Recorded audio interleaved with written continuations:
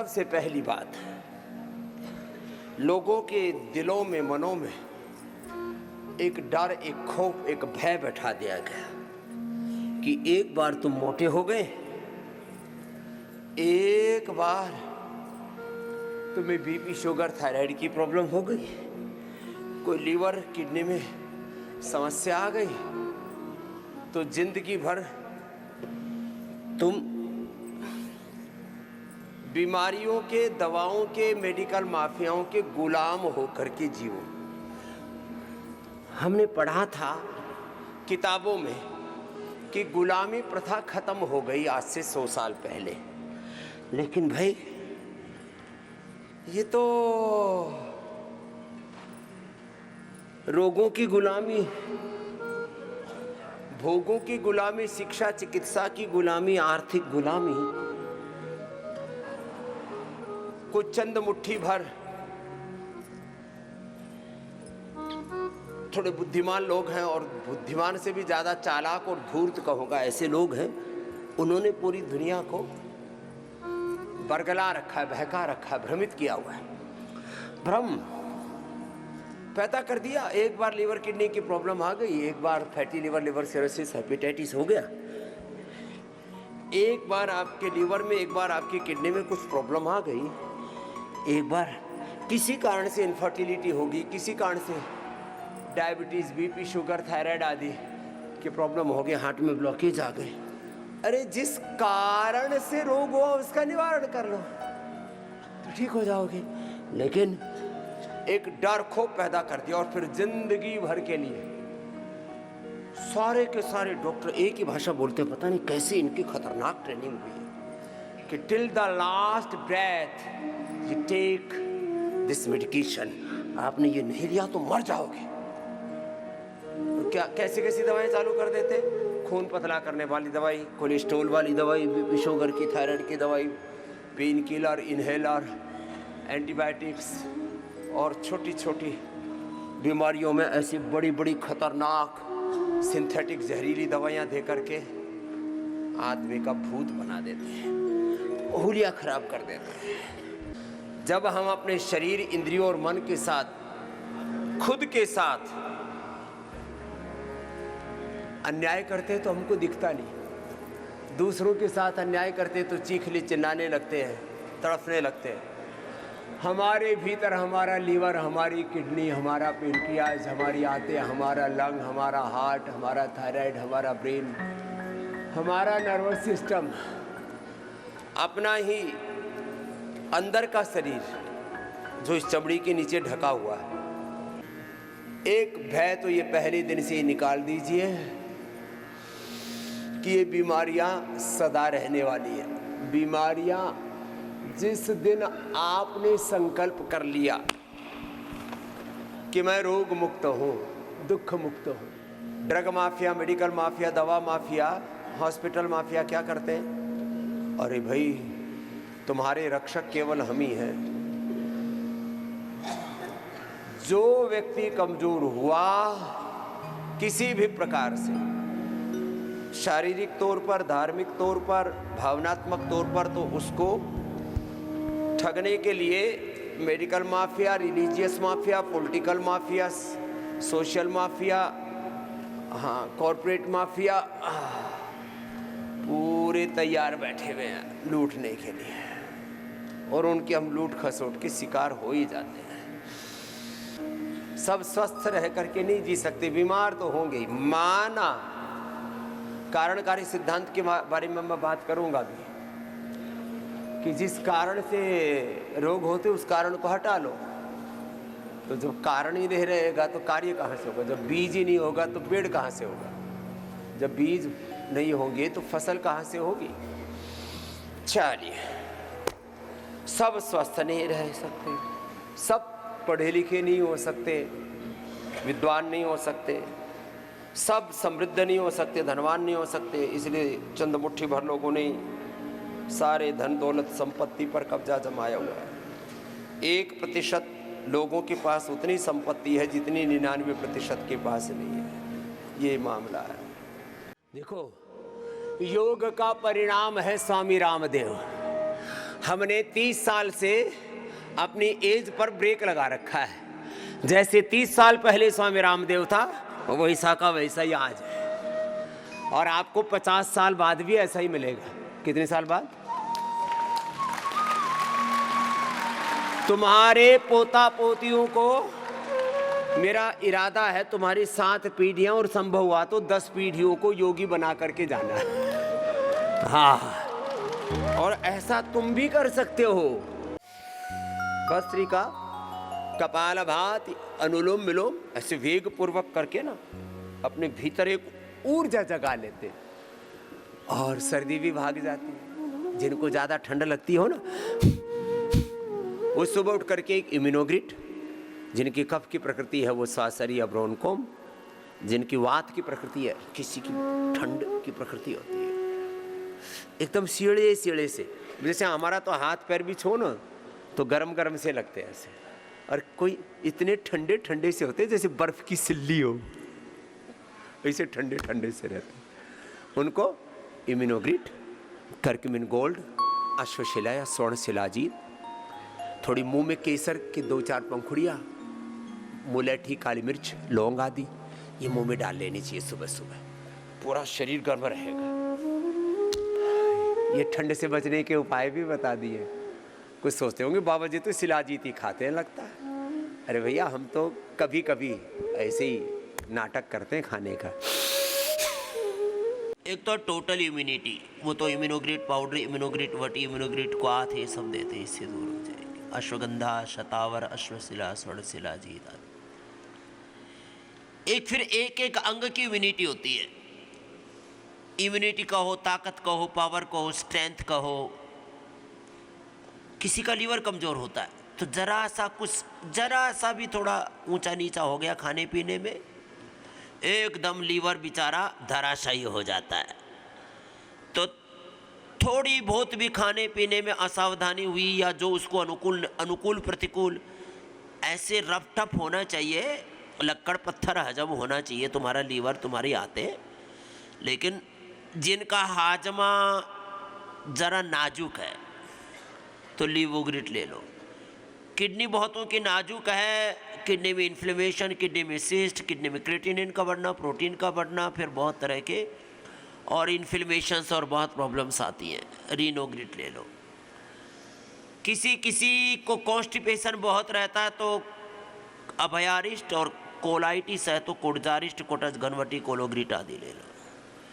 पायस Fisher fistula है तो वैसे तो मैं कहता हूँ सुबह उठ करके आंवला, एलोवेरा, गिलोय, गोधन अर्क पी लो, 100 बीमारियाँ इससे टल जाती हैं।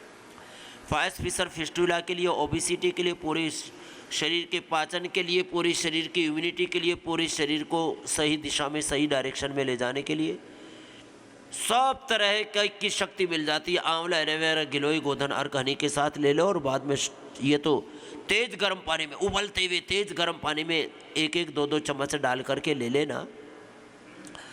फिर एकदम से पेट साफ हो जाएगा, फर्स्ट क्लास, ऐसी ताजगी मिलेगी एकदम। ताजगी के लिए लोग कोई चाय पीते हैं, कोई कॉफ़ी खाते हैं, चाय, कॉफ़ी, चॉकलेट और दुनिया भर के आड़ कबाड़ खाते हैं। मांस, मदिरा, कि इससे ताकत आएगी, ओहो इससे तो पता नहीं क्या हो जाएगा। माने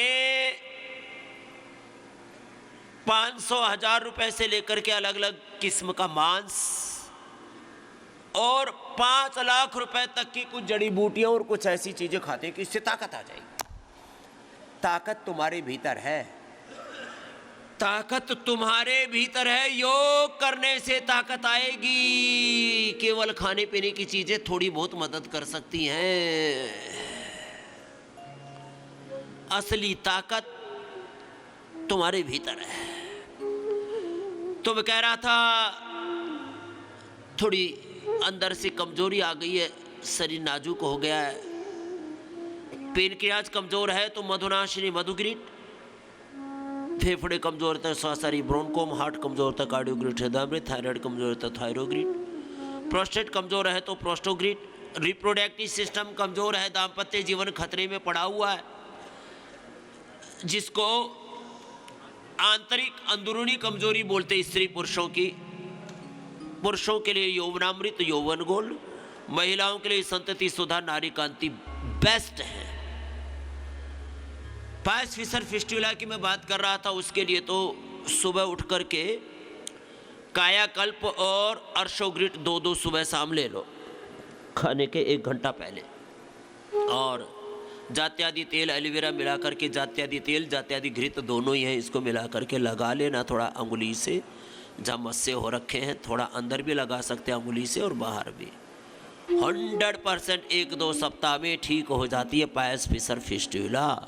बहुत दुख पाते हैं लोग, वर्षों से तड़प रहे, 10-20 साल हो गई, जरा सा कुछ गर्म खा लिया, जरा सा कुछ सोने जागने में ऊंचा नीचा हुआ और तुरंत बवासीर के मस्से फूल जाते, मंडू का सा लंबा करना। इनकी आंखें कमज़ोर हैं, आई ग्रिड कान कमज़ोर, ईयर ग्रिड ब्रेन मस्तिष्क कमज़ोर है, मेधावटी मेमोरी ग्रिड ओमेगा।